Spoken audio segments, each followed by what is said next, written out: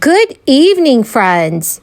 Happy Monday to all of you. There is a new update on the fourth federal round of stimulus checks for the American people.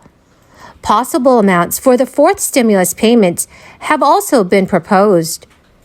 Different eligibility requirements are being discussed right now. So friends, please make sure you watch until the end of this video for all the new details on the fourth stimulus checks. To say thank you for watching every day and joining me here, I'm giving away 4 $75 Walmart gift cards every week. If you would like to enter these giveaways, please make sure you click and like several of my videos and then comment below the keyword of each video that you watch. The more videos that you comment on, the greater your chances of winning these giveaways. Thank you, Mr. Speaker. Inflation has outpaced workers' wages for 17 months in a row under Biden. This has cost the average American worker over $3,000 in lost income, with the price of everyday costs such as gas, utility bills, and food reducing pocketbooks of families. Food costs alone are up over 11%, the largest one-year increase in prices in 43 years. More specifically, a trip to the grocery store will feature cost increases such as flour up 23%, roasted coffee up 19%, lunch meats up 18%, milk up 17%. According to a new Fox poll, the inflation is the largest issue facing American voters, along with murderous crime. We're preferring Republicans to handle these issues. Biden inflation is a tax on all Americans. In conclusion, God bless our troops who successfully protected America for 20 years as the global war on terrorism continues moving from a safe haven in Afghanistan to America. Happy birthday, Senator Tim Scott of South Carolina. The current crisis produced a once-in-a-century situation that brought an unprecedented reaction from local, state, and federal governments. Factories and businesses shuttered across the United States, affecting millions of Americans. To try and ease the impact of the crisis on the American people, our federal government took steps above and beyond anything previously seen to stave off a complete economic collapse. Numerous programs were put into place to shore up the finances of businesses, households, and social programs, injecting vast sums of money into our economy. One of the most well-known are the stimulus checks, which are also called economic impact payments. During the worst days of the crisis, the U.S. government sent eligible Americans 3 direct payments for up to $3,200 in total. The U.S. economy has since slowly recovered, but economists have said that this is the fastest recovery from a crisis in history, and unemployment is now near where it was before the crisis. Rising prices due to disruptions in supply chains induced by the crisis have become one of the biggest issues. To counter the increased cost of living for residents, states have taken measures to ease the financial burden affecting households in their jurisdictions. And depending on the results of the midterm elections, further federal government measures could be coming to assist families with rising costs. Consumers have felt the impact of inflation across the board, but perhaps most so at the grocery store and when filling up with gas. The latter spurred 6 states to take specific actions through gas tax holidays to lower the price at the pump, or in the case of California, a gas tax rebate. So friends, do you think that Congress should send out another round of stimulus payments to all Americans? Please let me know your thoughts in the comments section below. The government issued $931 billion in stimulus checks in 2020 and 2021. But more than a year and a half later, after the last stimulus payment started going out, some Americans still haven't received their cash.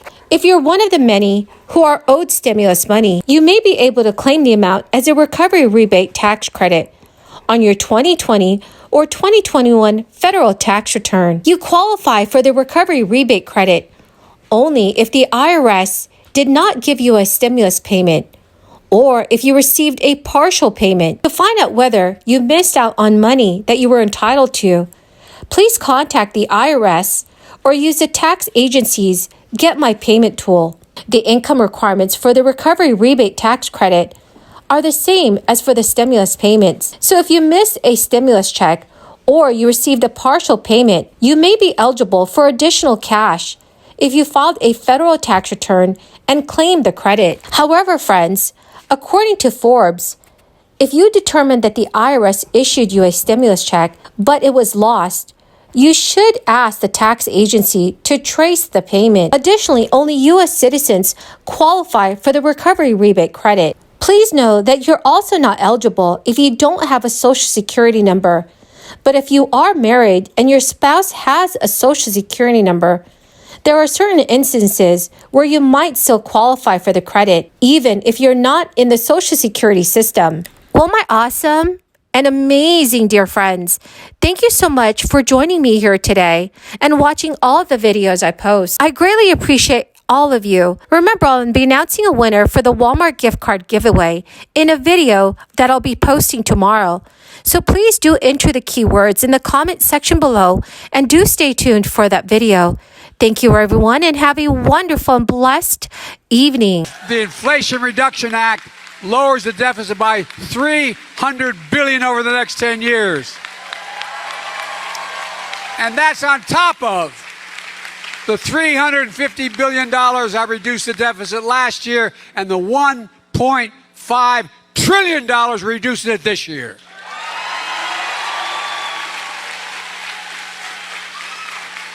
You'd think if the Republicans really cared about reducing inflation, they would have voted for the Inflation Reduction Act. But every single Republican voted against it, even though I know at least a dozen of them thought they should vote for it. But they would be primaried. Every single Republican in the House, every single Republican in the Senate, every single one, hear this, America, every single Republican voted against lower prescription drug prices, against lower health care costs, against tackling the climate crisis, against lower energy costs, against creating good paying jobs, against the fairer taxes, every single one. That's not hyperbole. Every single American needs to return the favor when we vote.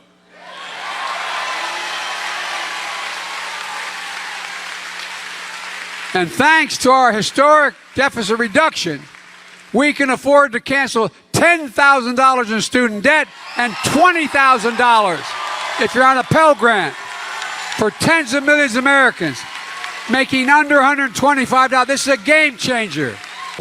But your order was cheaper than everyone else's. Maybe you weren't as hungry, or the restaurant the group picked was more expensive than you could afford, so you were selective about what you ordered. Then when the check comes, someone suggested the group split it evenly. Now, what's your immediate reaction? You're upset, of course, because you ordered the salad, not the filet mignon, or you drank water, not the expensive bottle of wine. You ordered what you wanted, and they ordered what they wanted. You shouldn't be on the hook for their cost. Sadly, Madam President, this illustration is far too real, as last month Joe Biden announced that he would cancel billions of dollars in student loans. Now, let's be clear. He isn't canceling student debt. No, he's transferring that debt to every American taxpayer. Now, a construction worker in Florida is having to foot the bill for the loans of a Harvard grad, which they voluntarily accepted for the education they received. So here's what Democrats are trying to say to that construction worker. You didn't go to college? Democrats don't care. You'll pay the debt of lawyers and doctors. And you'll pay for those who want PhDs in poetry. Talk about poetic injustice.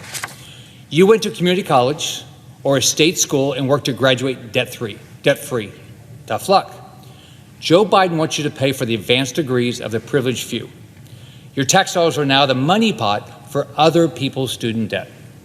Of course, Joe Biden's plan doesn't even begin to address the real reason of rising higher education costs.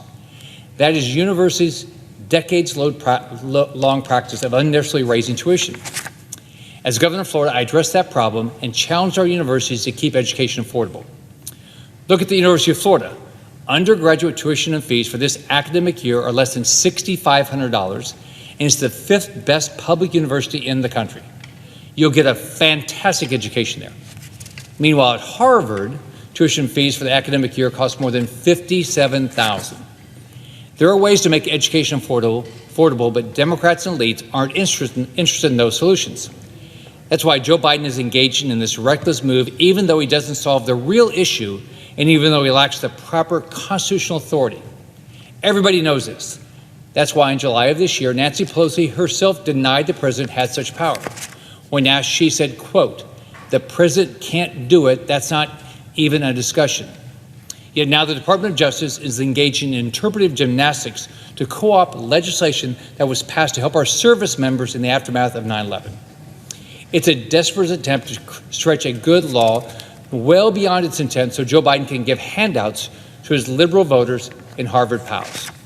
Biden wants to spend money that Congress has not appropriated for loan forgiveness that Congress has not authorized. It's illegal, it's unconstitutional, it's a gross abuse of authority, and I won't stand for it. Congress must assert its authority here. We have the power of the purse, not the president. That's why I've introduced the Debt Cancellation Accountability Act.